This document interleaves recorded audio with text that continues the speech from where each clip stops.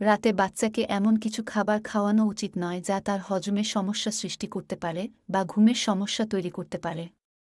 সাধারণভাবে রাতে বাচ্চাকে নিচের খাবারগুলো খাওয়ানো এড়ানো উচিত। ১. চিনি বা মিষ্টি খাবার। অতিরিক্ত চিনি বা মিষ্টি খাবার যেমন কেক, চকোলেট, পুডিং ইত্যাদি বাচ্চার ঘুমে বিঘ্ন ঘটাতে পারে।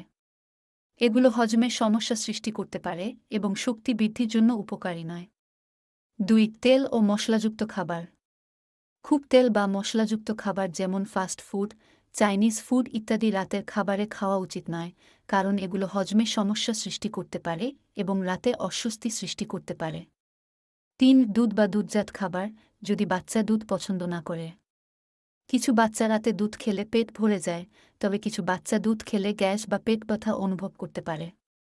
যদি দুধের প্রতি বাচ্চার অ্যালার্জি বা সমস্যা থাকে, তাহলে দুধ না দেওয়াই ভালো। ৪. কাঁচা বা অর্ধেক রান্না করা খাবার।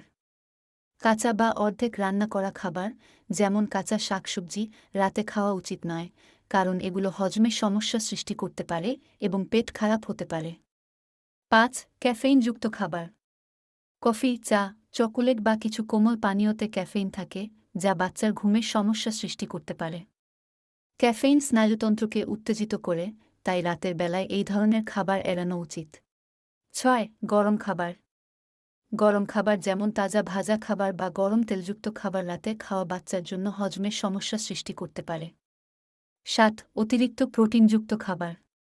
খুব বেশি প্রোটিনযুক্ত খাবার যেমন মাংস, ডিম ইত্যাদি খাওয়াও রাতে খাওয়া উচিত নয়, কারণ এগুলো হজম হতে সময় নেয় এবং ঘুমের সমস্যার সৃষ্টি করতে পারে। রাতে বাচ্চাকে এমন খাবার দিতে হবে যা সহজে হজম হয় এবং পেটের জন্য আরামদায়ক।